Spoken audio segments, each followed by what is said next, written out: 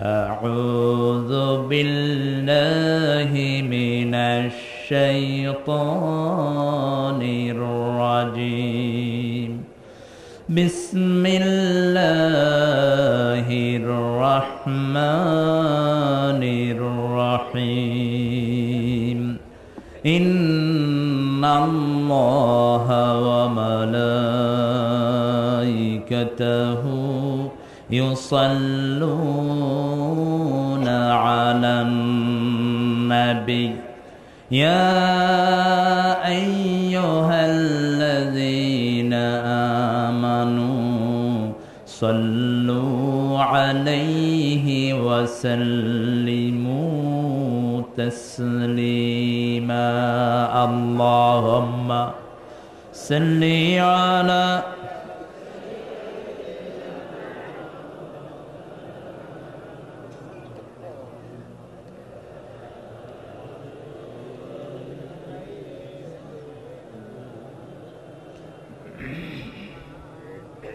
সকল প্রশংসার মালিককে সে আল্লাহর জন্য সবাই পড়ছি আলহামদুলিল্লাহ পড়েন আল্লাহু আকবার কবীরা আলহামদুলিল্লাহ কাসীরা সুবহানাল্লাহি বুকরাতাও ওয়া আসীলা সুবহানাল্লাহি ওয়া বিহামদিহি আদাদা খালকিহি ورضا نفسه وزنة عرشه ومداد كلماته لك الحمد بالقرآن لك الحمد بالإسلام لك الحمد بأسمائك هو لك سميت به نفسك لك الحمد يا رب كما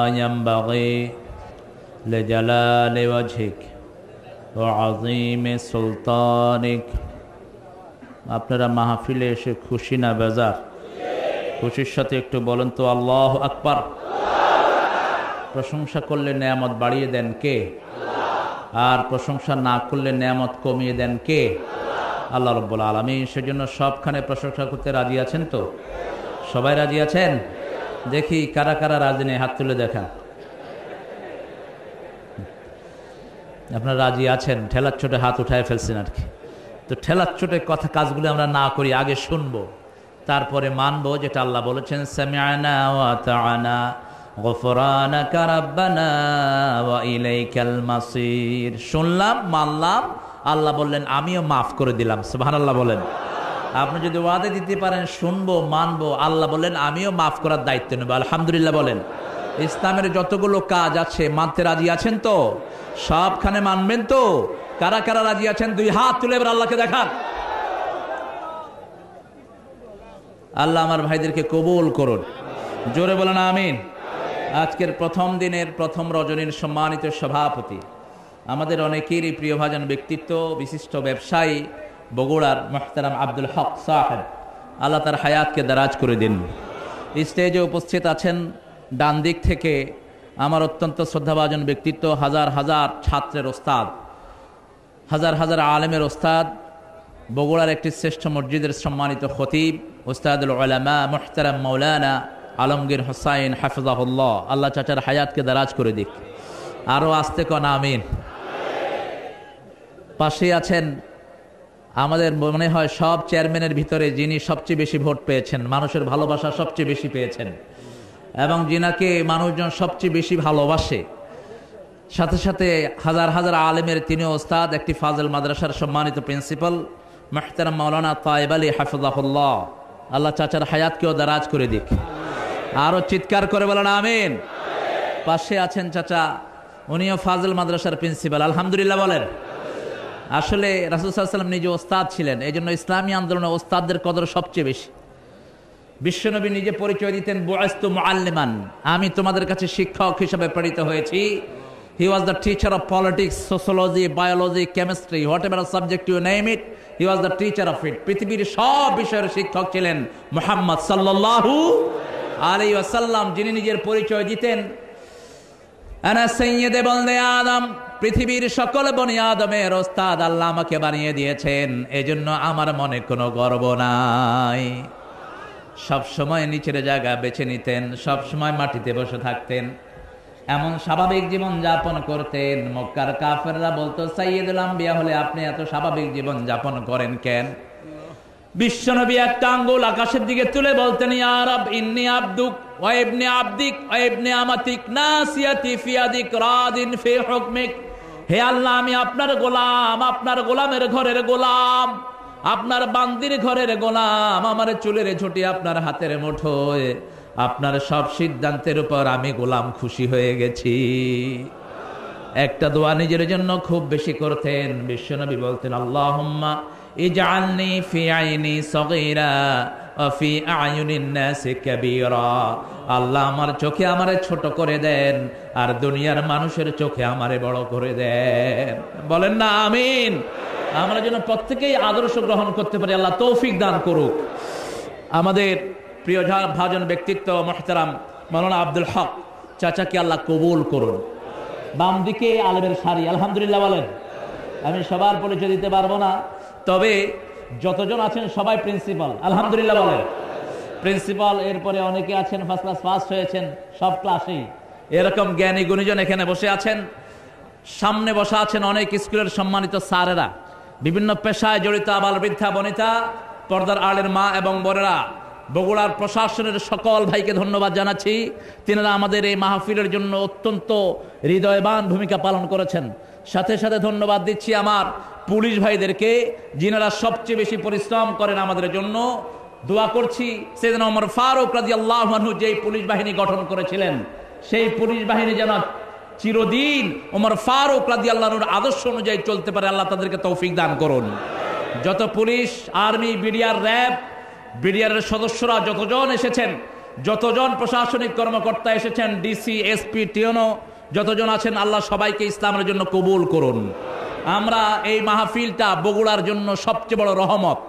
এই মাহফিলে যেমন হিন্দু ভাই আসবেন, তেমন বৌদ্ধ আসবেন, তেমন খ্রিস্টান আসবেন, কারণ একটা কিতাব আল্লাহ বলেছেন, লাদাইনা কিতাবুন ইয়ানতিকু বিল হক, একটা কিতাব তোমাদেরকে আমি উপহার দিলাম, পৃথিবীর যত সত্য জিনিস সব আমি এই কিতাবের ভিতরে ভরপুর করে দিয়েছি। এই কিতাব যারা মানবে, কিতাব তাদেরকে নিয়ে জান্নাতে চলে যাবে, আর কিতাব যারা মানবে না, তারা হতভাগ্য হয়ে জাহান্নামে যেতে হবে। এই কোরআনের মধ্যে প্রথম আল্লাহ জান্নাতের কথা বলেন নাই, প্রথম বলেছেন জাহান্নামের কথা। যেমনি কালেমার ভিতরে প্রথম হা করেন নাই, প্রথম না করেছেন, তারপরে হা করেছেন। জাহান্নামের কথা আগে বলে, তারপরে জান্নাতের সুসংবাদ দান করেছেন কে? সমস্ত কোরআনে আল্লাহ একটি পদ্ধতি অবলম্বন করেছেন। কোরআনের কোন জায়গায় শুধু জাহান্নামের বর্ণনা এসেছে এরকমটি হয় নাই, আবার কোন জায়গায় শুধু জাহান্নামের বর্ণনা এসেছে এরকমটি হয় নাই। কোন জায়গায় শুধু ফেরাউনের আলোচনা এসেছে, হয় নাই। যেখানে ফেরাউনের আলোচনা আছে সেখানে মূসার আলোচনা আছে না নাই? যেখানে জাহান্নামের আলোচনা আছে সেখানে জান্নাতের আলোচনা করেছেন কে? যেখানে আবু জাহিল্লার কথা আছে তার পাশেই বিশ্বনবীর কথা আলোচনা করে দিয়েছেন কে? আমরা জান্নাতে যেতে চাই, রাজি আছেন তো? পৃথিবীর সমস্ত মানুষগুলো, এমনকি বিধর্মীরাও জান্নাতে যেতে চায়। কোথায় যেতে চায়? জান্নাতে। আপনি যদি একটা হিন্দু ভাইকে জিজ্ঞেস করেন তোমার আব্বা কোথায় আছেন, তিনি বলবেন আমার আব্বা এখন স্বর্গ থেকে আমাকে দেখতেছেন। অথবা খ্রিস্টানকে যদি আপনি জিজ্ঞেস করেন তুমি কোথায় যেতে চাও, খ্রিস্টান বলবে my father is staying in the paradise, আমার পিতা জান্নাতে অবস্থান করছেন, আমিও জান্নাতি হতে চাই। এখন জান্নাতের মালিক কে বলেন তো? চিৎকার করে বলেন। কাউকে জাহান্নামীও বলা যাবে না, জান্নাতীও বলা যাবে না, বিশ্বনবী নিষেধ করেছেন। মদিনায় একজন সাহাবী মারা গেলেন, একজন মহিলা সাহাবী বললেন কি খুশনসিব, তিনি জান্নাতি হয়ে গেছেন। বিশ্বনবী সাল্লাল্লাহু আলাইহি সাল্লাম জিজ্ঞেস করলেন কাইফা আলিমতা হুয়া ফিল জান্নাহ, তুমি কিভাবে জেনেছো সে জান্নাতি? সাহাবী কেঁদে ফেলেছেন, হুজুর আমি কি বলবো? বিশ্বনবী সাল্লাল্লাহু আলাইহি সাল্লাম বললেন তুমি বলো আল্লাহ যেন তাকে জান্নাত নসিব করে দেয়। কেউ জাহান্নামী এটা বলা আমাদের জন্য উচিত নয়, কারণ জান্নাত জাহান্নামের একচ্ছত্র মালিকানা কার? আল্লাহ বলেছেন দুটি কাজ যদি কারো আমলের মধ্যে আমি দেখি, আমি আল্লাহ নিজে জান্নাত তার বাড়ি বানায়া দেব। কয়টি কাজ? কয়টি কাজ? কোরআন শরীফের শুরুতেই আল্লাহ রাব্বুল আলামিন বলছেন, সূরা বাকারা, কোন সূরা বললাম? সূরা বাকারা 25 নম্বর আয়াতে আল্লাহ বলছেন وبشر الذين آمنوا وعملوا الصالحات أن لهم جنات تجري من تحتها الأنهار كلما رزقوا منها من ثمرة رزقا قالوا هذا الذي رزقنا من قبل وأوتوا به متشابها ولهم فيها أزواج مطهرة وهم فيها خالدون কার কথা মানতে রাজি আছেন তো? দুটি কাজ, কয়টি? অবশ্যিল্লাযীনা আমানু, ওদেরকে সুসংবাদ দাও যারা ঈমান এনেছে। আমরা সবাই মুমিন, আমরা সবাই কি মুমিন, কারণ আমরা পড়েছি লা ইলাহা ইল্লাল্লাহু মুহাম্মাদুর। এই মুমিনদেরকে আল্লাহ বলছেন ইয়া আইয়ুহাল্লাযীনা আমানু আমিনু বিল্লাহি ওয়া রাসূলি, ও মুমিনেরা আল্লাহ এবং রাসূলের প্রতি ঈমান আনো। আবার আল্লাহ রাব্বুল আলামিন বলছেন সূরা আলে ইমরান ইয়া আইয়ুহাল্লাযীনা আমানু তাকুল্লাহা হাক্কা তুকাতিহ ওয়া লা তামুতুন্না ইল্লা ওয়া আনতুম মুসলিমুন, ও মুমিনেরা আল্লাহকে যেমন ভয় করা দরকার তেমনই ভয় করো। আবার সূরা সাফের ভিতরে বলছেন ইয়া আইয়ুহাল্লাযীনা আমানু হাল আদুল্লুকুম আলা তিজারা তুনজিকুম মিন আযাবিন আলীম তুমিনুনা বিল্লাহি ওয়া রাসূলিহি। এখানে বললেন ইয়া আইয়ুহাল্লাযীনা আমানু, আবার ভিতরে গিয়ে বললেন তুমিনুনা বিল্লাহি ওয়া রাসূলিহি। কেমন কথা? শুরুতে বলছেন ও মুমিনরা, আবার ভিতরে গিয়ে বলছেন আল্লাহর প্রতি ঈমান আনো, রাসূলের প্রতি ঈমান আনো। তাহলে তার মানেটা কি? একটা ছেলে স্কুলে ভর্তি হয়েছে, মাসের মধ্যে একবার ক্লাস করে না। স্যার যদি তাকে দেখে কি বলবে? এই ছাত্র ভালো করে ক্লাস করো। তার মানে কি? তার মানে হলো ক্লাসের যে নিয়মগুলো আছে, কানুনগুলো আছে, এগুলো তাকে বেশি করে করার জন্য ওয়াদা দিচ্ছেন স্যার, ঠিক কিনা? আমরা ঈমান এনেছি, আমরা বিশ্বাস করি দুনিয়ার সব ছাড়বো কিন্তু কালেমা ছাড়বো না। রাজি আছেন তো? কালেমার জন্য যদি কোনো পরীক্ষা আসে, যে কোনো দিক থেকে যদি কোনো পরীক্ষায় উত্তীর্ণ হতে হয়, সেই পরীক্ষায় অবতীর্ণ হতে রাজি আছেন তো? যদি বলা হয় কালেমার পথ ছেড়ে দিতে হবে, কোরআন পড়া যাবে না, ইসলাম মানা যাবে না, এই কথা কি আপনারা মানতে রাজি আছেন? এই কালেমার জন্য বুকের রক্ত ঢেলে দিতে কারা রাজি আছেন? দুই হাত তুলে আল্লাহকে দেখান।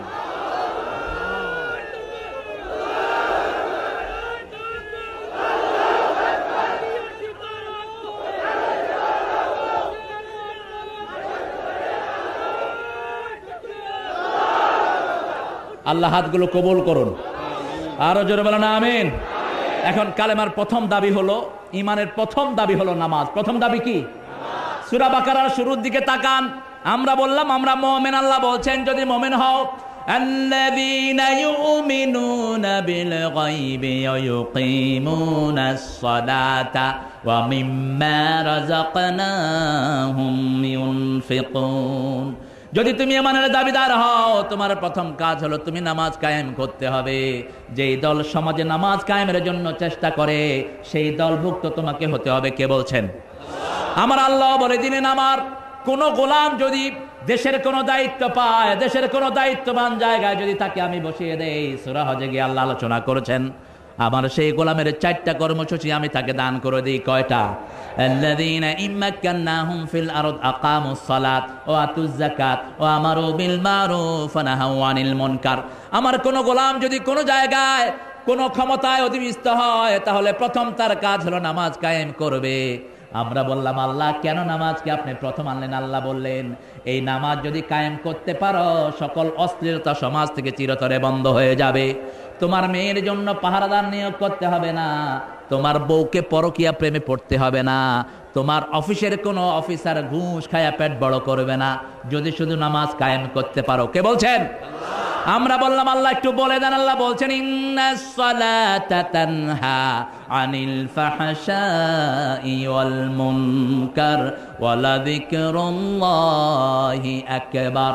নিশ্চয় নামাজ সমস্ত মানুষকে সকল অশ্লীলতা ইসলাম বিরোধী কাজ থেকে ফিরায়। যেই লোকটা নামাজে পড়লো, ইসলাম বিরোধী কাজ করলো, ইসলাম বিরোধী আমল করলো, ইসলাম বিরোধী ব্যবসা চালালো, ইসলাম বিরোধী রাজনীতি করলো, অর্থনীতি করলো, আমার নবী বললেন তার নামাজ আল্লাহর দরবারে কবুল হতে পারে না। একজন সাহাবী চুরি করতেন, নামাজও পড়তেন, এরকম লোক আমাদের দেশে আছে না নাই?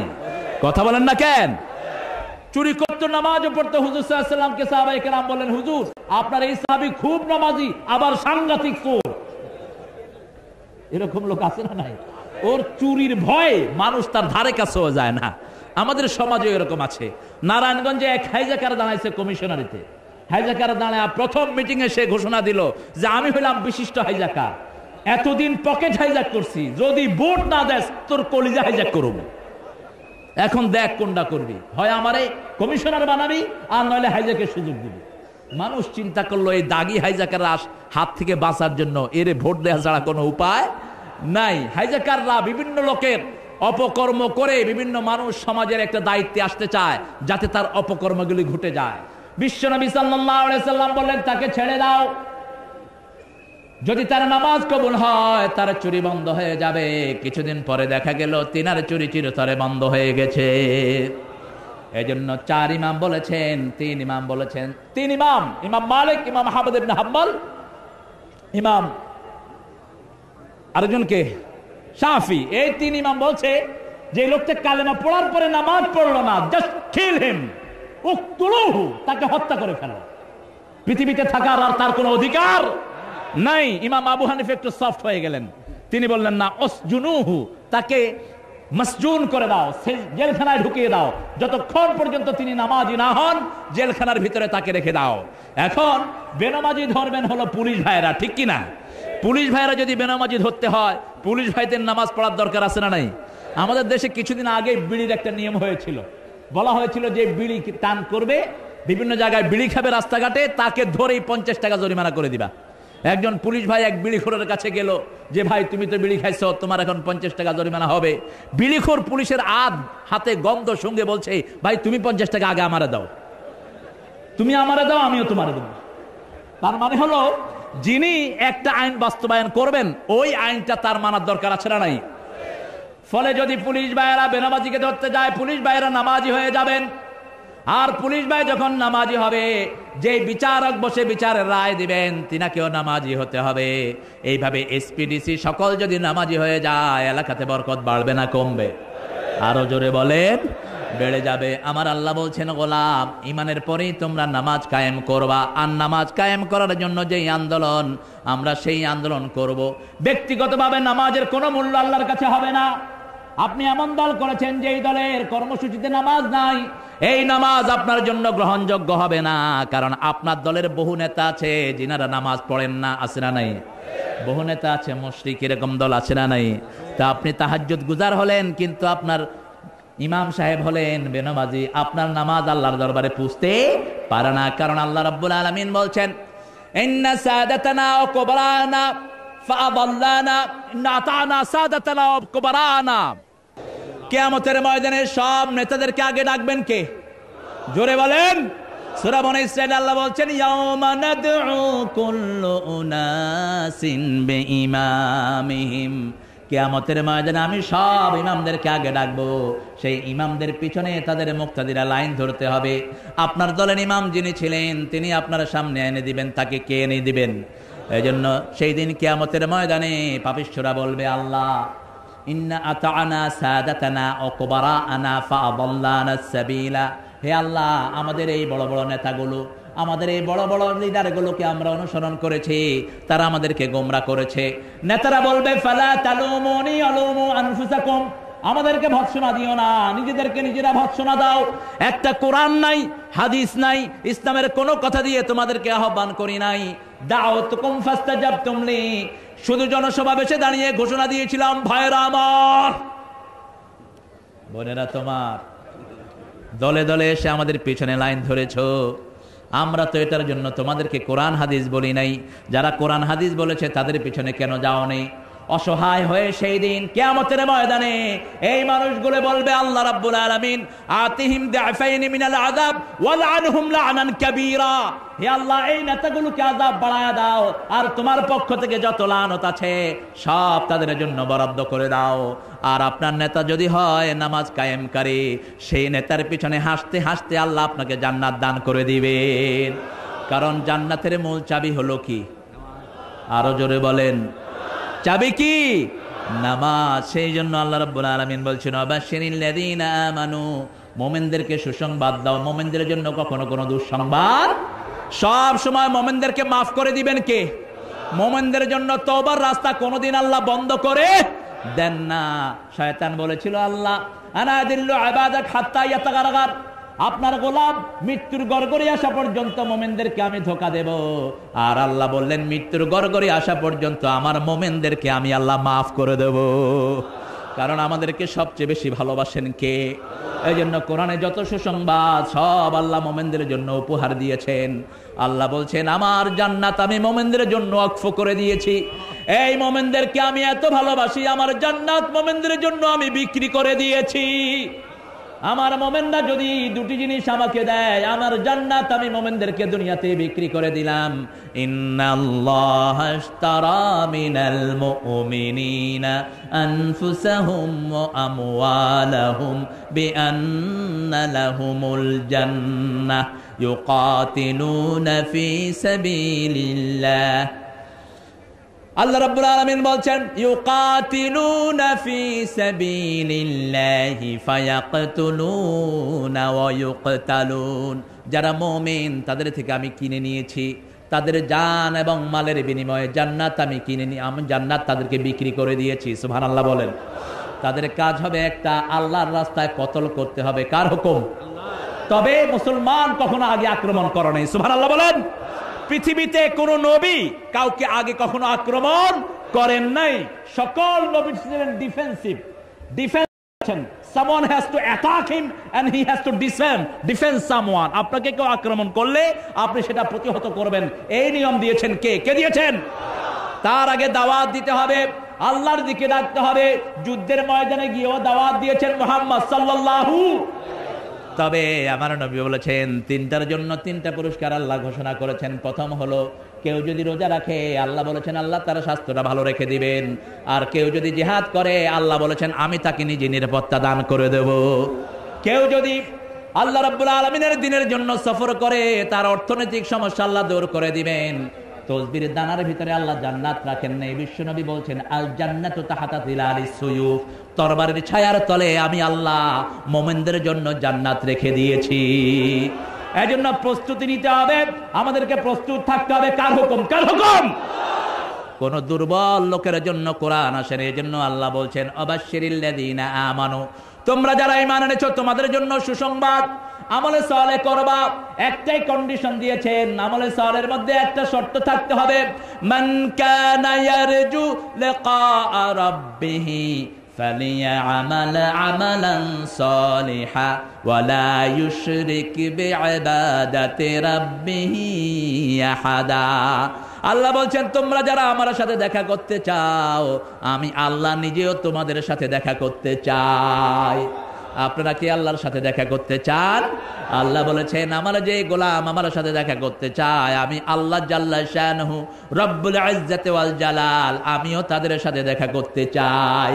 শর্ত হলো একটি আমলে সালেহ করতে হবে, আর ওই আমলের মধ্যে কোনো শিরক থাকা চলবে না। শিরককে আল্লাহর হাবিব দুই ভাগে ভাগ করেছেন, একটা বড় শিরক আর একটা ছোট শিরক। আল্লাহ ছাড়া কারো কাছে চাওয়া, আল্লাহ ছাড়া বিভিন্ন ওই যে বলখির মাজার, অমুক মাজার, হেমুক মাজারে গিয়ে চাওয়া, এগুলো হলো বড় শিরক। এগুলো কোন শিরক? আরো জোরে বলেন। আল্লাহ ছাড়া কারো সামনে মাথা নত করা কোন শিরক? বড় শিরক। আল্লাহ ছাড়া কেউ আবার কিছু দিতে পারে, যেমন দাঁত চাই আমরা ইঁদুরের গর্তের কাছে, এই নিয়ম আছে না নাই? দাঁত পড়ে গেলে ইঁদুর মামা আমার মোড়া দাঁত নিয়ে তোমার চিকন দাঁতটা দিও, এটাও শিরক। এটা কি? শিরক। দাঁত দিবেন কে? দাঁত দিবেন কে? আপনার মুখে যদি ইঁদুরের দাঁত লাগান আপনি খাইতে পারবেন? অঙ্গুরের থেকে মানুষকে এভাবে শিরক শেখানো হয় ছোট বাচ্চাদেরকে। বিদ্যার কসম, টেবিলের কসম, খাওয়ার কসম, ভাতের কসম, মাটির কসম, এই সব কসমগুলো শিরক। বিশ্বনবী বুখারী বর্ণনায় বললেন মান আহলাফা বিগাইরিল্লাহি ফাকাদ আশরাক, আল্লাহ ছাড়া কারো নামে যে ওয়াদা করে, শপথ করে, সে শিরক করলো। আবার যেই লোকটা মান্নত মানে, বিভিন্ন মানুষের নামে, বিভিন্ন হুজুরের নামে মানত মানে, এই কাজগুলোকে শিরক বলেছেন আমার আল্লাহ রাব্বুল আলামিন বিশ্ব নবীর মাধ্যমে। এই জন্য যা মানত মানবো, যা শপথ করব, কার নামে চাইতে হবে? কার নামে? ছেলে দরকার, কার নামে চাইবো? আমাদের সাহিত্যেও শিরক ছড়িয়ে আছে।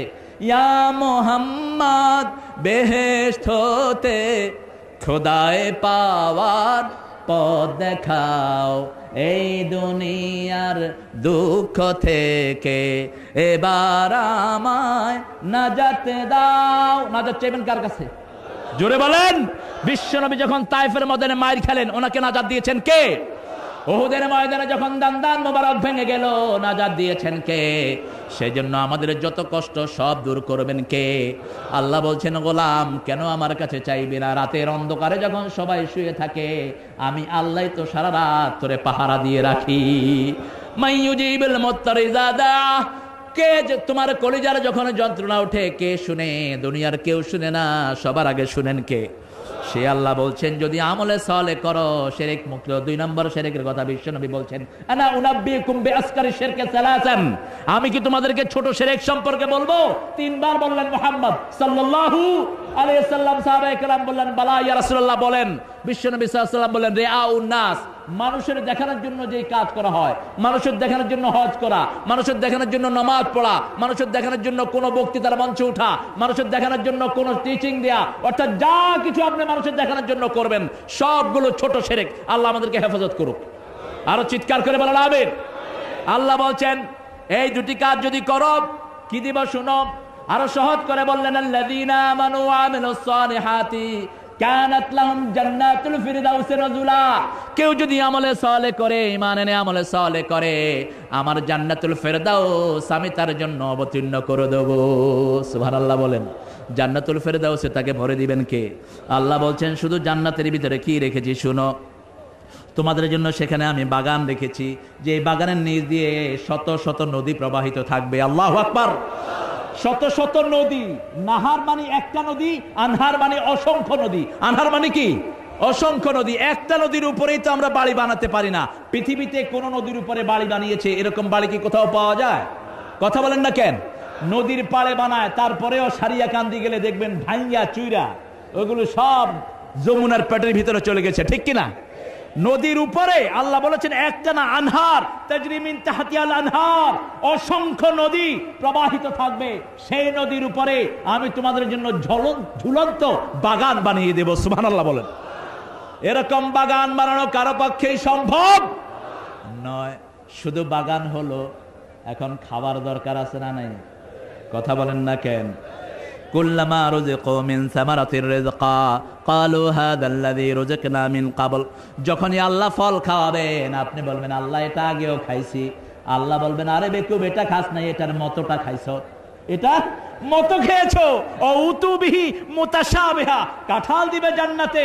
আপনি দেখবেন এখানেও জান্নাতে, দুনিয়াতেও কাঁঠাল খাইলাম, জান্নাতেও দেখি আল্লাহ কাঁঠাল দিলেন। আল্লাহ বললেন, না, দুনিয়ার কাঁঠালে তো মাত্র একটা স্বাদ, দুনিয়ার কাঁঠালে কষ থাকে। এমনি করে যদি দাঁড়িয়ে মোসালা লোক যদি কাঁঠাল দেয়, মুখে কি অবস্থা হবে? কথা কন না কেন? এক পাঠান কাঁঠাল দেখে চিনে নেই, তো মনে করছে প্রথম জানোয়ার, গায়ে কাটা, আবার কালো একটা মুখ, লাভ দিয়েছে। তো এক লোক বললো, তো ইয়ে লাজিজ ফাকিহা হয়, এটা তো খুব সুস্বাদু ফল, খুইলা এমনি করে দিছে মুখের ভিতরে। পাঠান তো দাড়ি মোজ বেশি, বস যেমনি দিছে আটকে গেছে গা হাত মুখের সাথে, এখন আর হাত ছুটাতে পারছে না, কারণ কাঁঠালের ভিতরে কি আছে? কথা কন না কেন? আঠা না কষ? আরে আটা তো এত দামি আটা কাঁঠালের ভিতরে যাবে কোথেকে? কষ আছে কাঁঠালের ভিতরে, খেতে পারলো না। এখন যিনি চিনবেন না, আপনি যদি জান্নাতে কাঁঠাল না দেয়, আল্লাহ যদি অন্য কোনো ফল দেন, আপনি তো জান্নাত ছেড়ে পালিয়ে যাবেন। আপনি মনে করবেন এটা কোনো ফল না, এটা জানোয়ার আসতেছে আমার গায়ের দিকে। এই জন্য দুনিয়ার যে ফলগুলো খাওয়াবেন, এই ফলগুলোর চেহারার মতোই ফল দিবেন, কিন্তু দুনিয়ার ফলের ভিতরে বিভিন্ন রকমের বাধা বিপত্তি আছে। লা মাকতুআতু ওয়া লা মামনুআ, জান্নাতের ফলের ভিতরে কোনো বাধা বিপত্তি নাই, কোনো কষ্টদায়ক কোনো জিনিস পাওয়া যাবে না। আল্লাহ বলেছেন, নিষিদ্ধ কোনো জিনিস তোমাকে নিষেধ করে দেয় এরকম কোনো কাঁটা আমি ফলের ভিতরে রাখবো না। দুনিয়ার কাঁঠাল খেয়েছো, একটা স্বাদ, একটা গন্ধ। জান্নাতের কাঁঠাল যখন সামনে আসবে, 70 রকমের স্বাদ এক কাঁঠালের ভিতরে আল্লাহ ভরে দিবেন। দুনিয়ার কাঁঠালের ভিতরে একটা স্বাদ, কিন্তু জান্নাতের কাঁঠালের ভিতরে 70 রকমের স্বাদ দিবেন কে?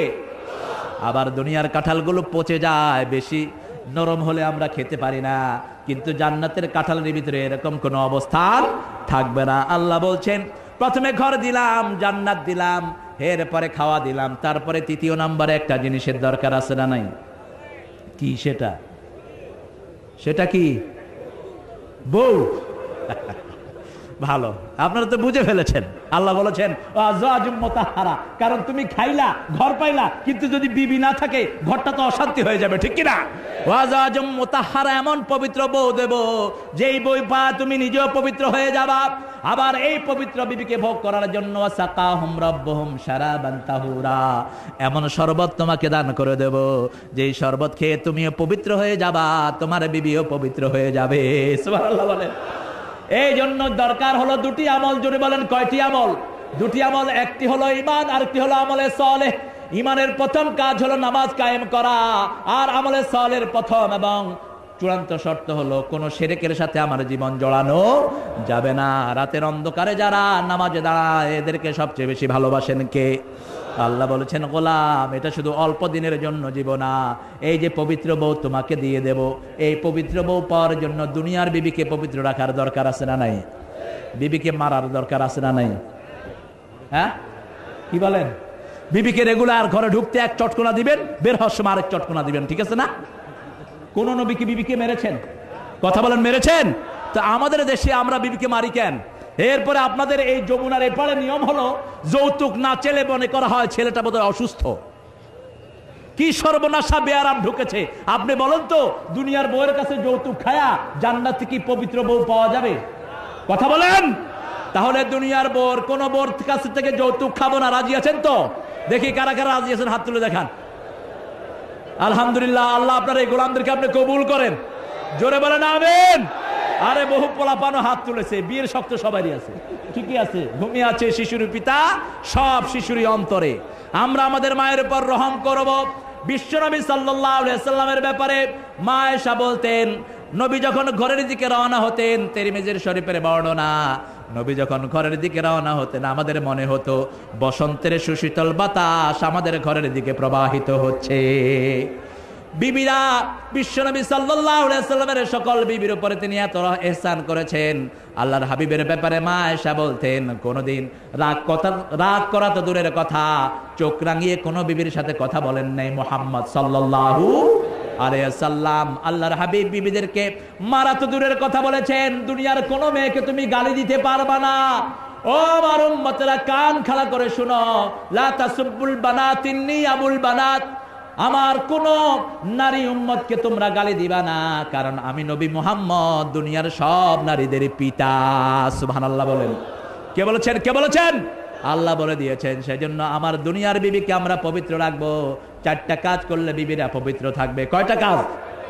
প্রথম, ঈমান আনতে হবে কার উপর? ওয়াক্ত মতো নামাজ পড়বে বিবিরা। 3 নাম্বার, স্বামীর হক আদায় করবে, স্বামী ও স্ত্রীর হক আদায় করবে। এক চিঠিয়া যে আপনি বিবির থেকে খেদমত নিবেন, এই খেদমত বিশ্বনবী সাল্লাল্লাহু আলাইহি ওয়াসাল্লাম এক চিঠিয়া নিতেন না। মা আয়েশা রাদিয়াল্লাহু আনহা বললেন, যুদ্ধের ময়দান থেকে ক্ষুধার্ত হয়ে এসেছেন ঘরে, মুহাম্মদুর রাসূলুল্লাহ সাল্লাল্লাহু আলাইহি ওয়াসাল্লাম আমাকে জিজ্ঞেস করলেন, আয়েশা ঘরে কি আছে?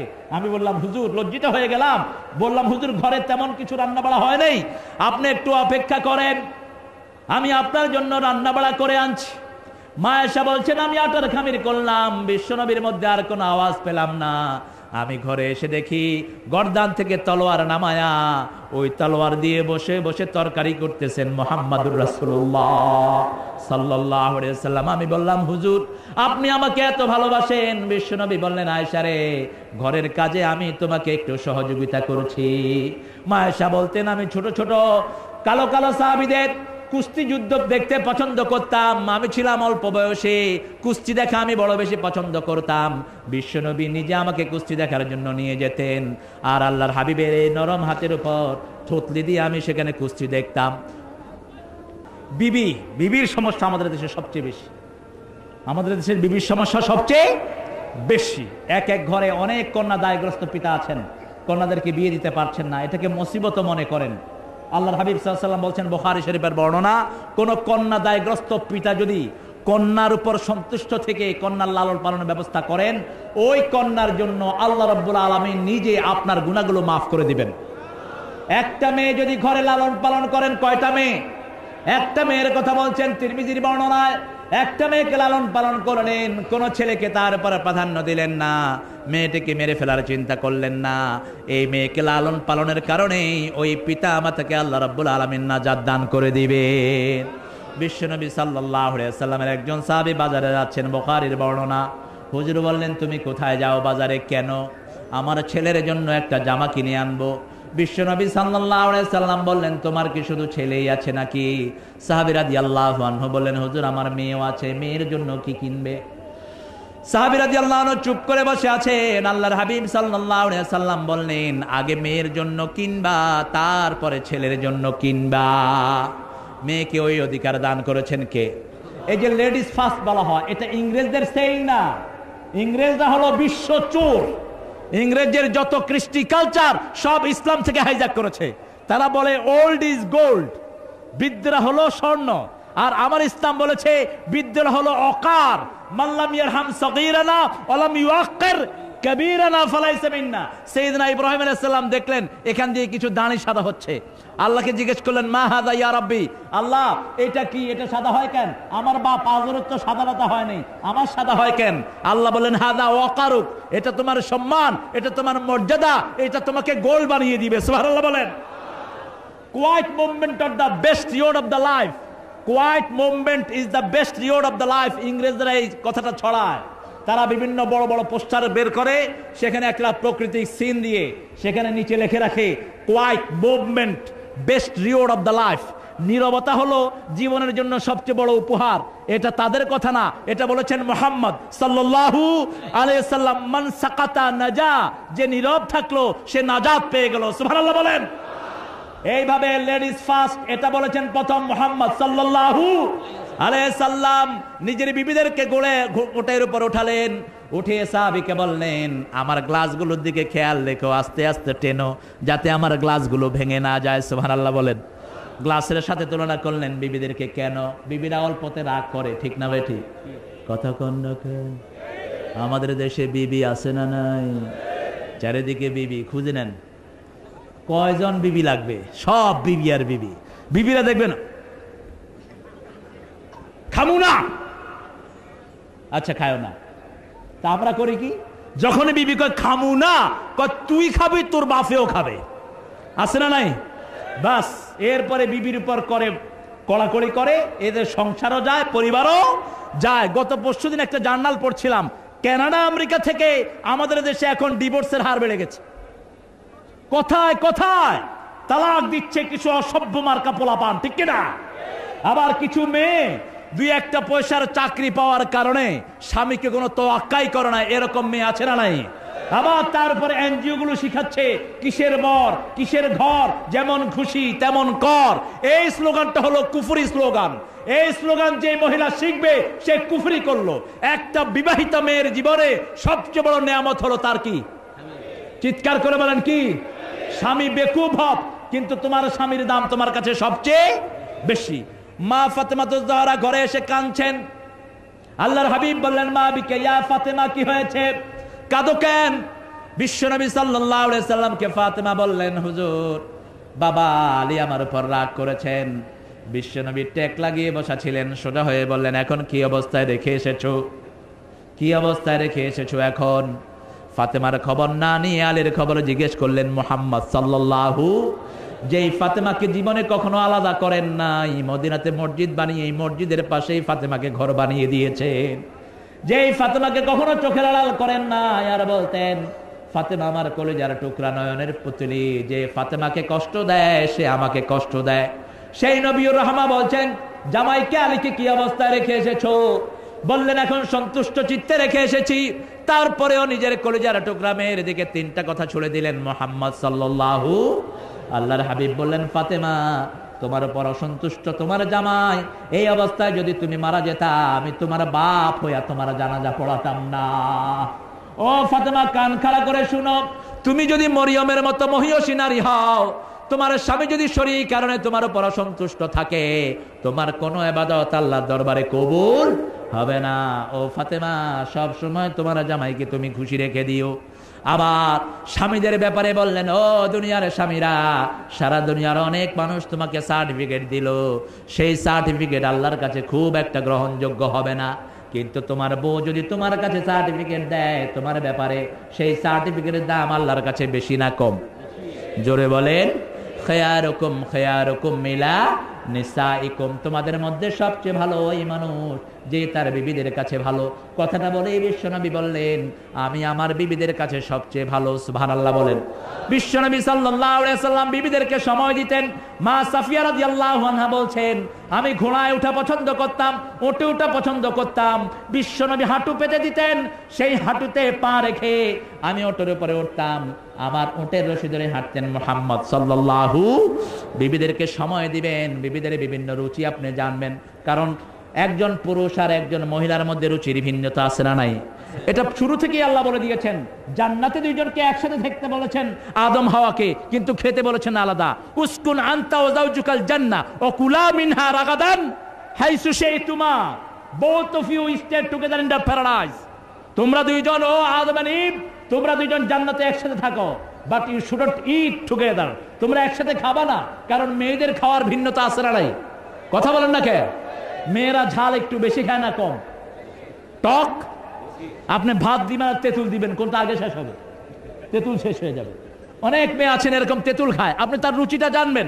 অনেক মেয়ে আছে শাড়ি পছন্দ করে, অনেক মেয়ে আছে সোনার আংটি পছন্দ করে, আপনার বিবির রুচিটা আপনি জেনে নেবেন। মা আয়েশা সিদ্দিকা রাদিয়াল্লাহু আনহা বলছেন, 9.5 বছর বয়সে এসে বিশ্বনবীর বিবি হিসাবে ঘর শুরু করেছি। ঘরে সম্পদ বলতে তেমন কিছু পাই নাই, কিন্তু ভালোবাসা দিয়ে ঘরটা ভরপুর ছিল। এতটা ভালোবাসা আমি বিশ্বনবীর কাছে পেয়েছি যেটা আমি কখনো কল্পনাও করতে পারিনি। সুবহানাল্লাহ বলেন।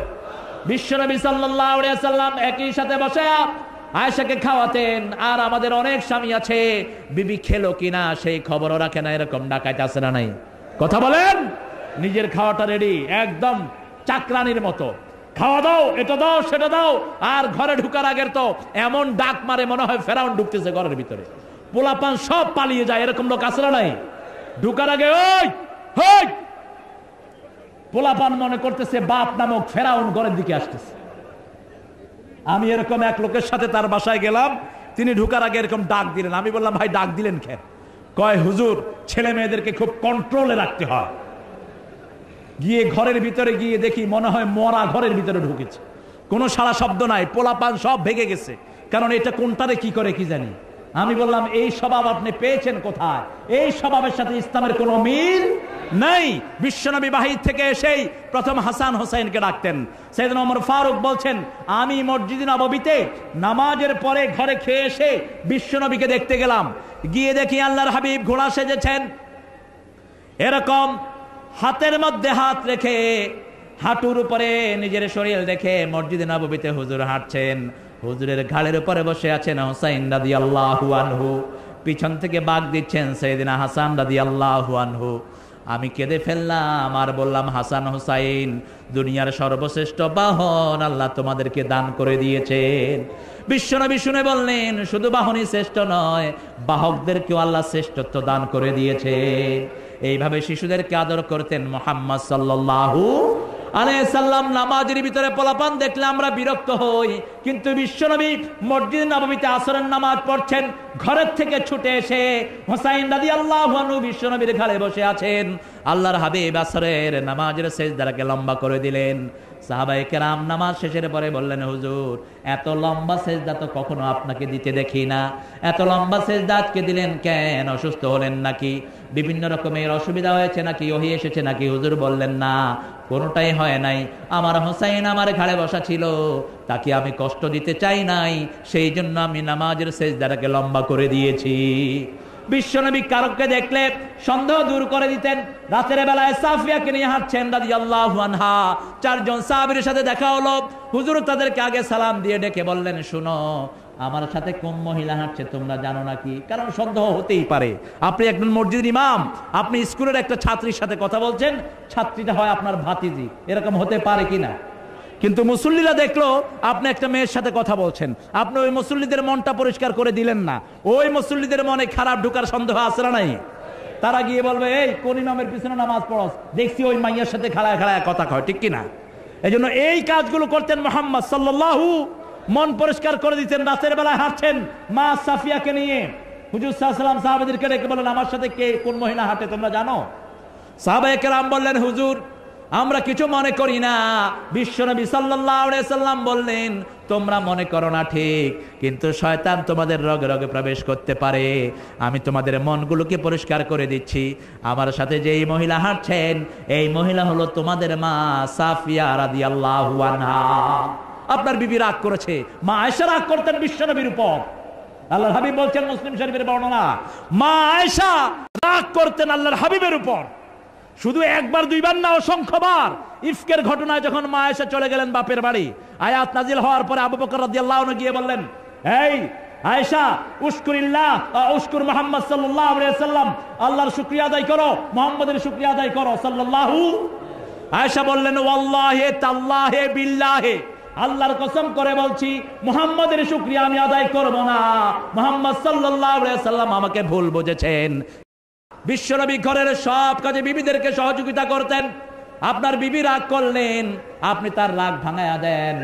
আপনার বিবি শাড়ি পছন্দ করেন, বলেন তোমার একটা শাড়ি দেবো, দুইটা দেবো, তিনটা দেব, কখন দিবা?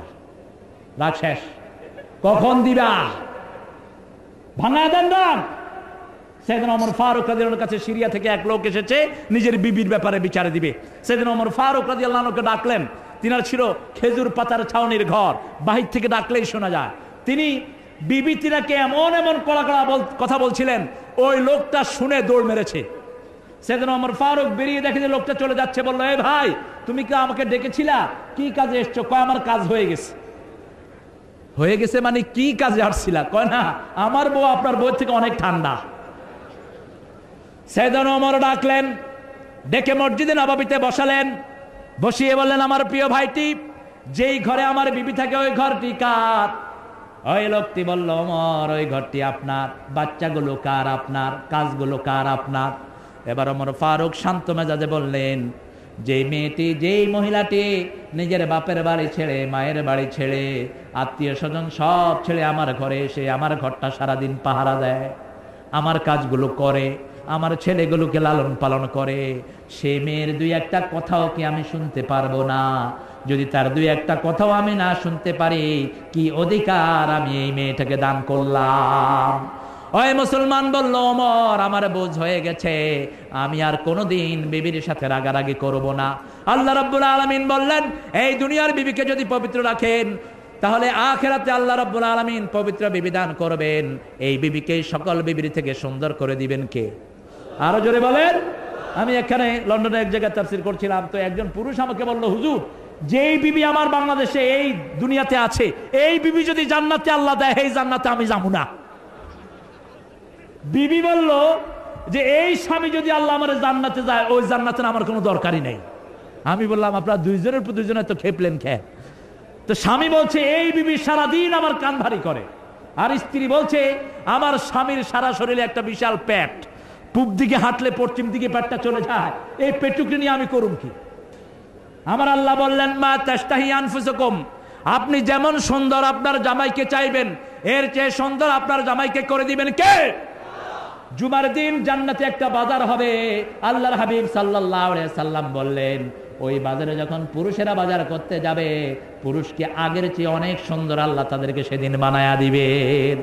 আপনার বিবিকে আপনি যেমন চাইবেন তেমন করে বানিয়ে দিবেন কে?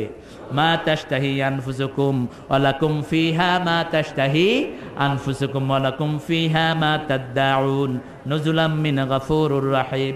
আপনি যা চাইবেন সব আপনার জন্য দান করবেন কে? এজন্য আল্লাহ বলছেন, গোলাম, ইমানের উপরে থাকবা, ইমানের উপরে থাকবা। ইমান যে কোনো মুহূর্তে হাইজাক হয়ে যেতে পারে, এজন্য ইমানকে পাহারা দিতে হবে। ইমানকে পাহারা দিতে হবে, ইমানের জন্য কষ্ট করতে হবে। কাফের হওয়ার জন্য কষ্টের কোনো দরকার নাই। 5 ওয়াক্ত নামাজ পড়বেন, 5 ওয়াক্ত জামাতের সাথে নামাজ পড়ার কথা কে বলেছেন? রুকুকারীদের সাথে তুমি রুকু করো। আপনি যখন মসজিদে যাচ্ছেন, প্রতি ওয়াক্তে আল্লাহ আপনার জন্য জান্নাতটাকে সাজিয়ে দেন। সুবহানাল্লাহ বলেন।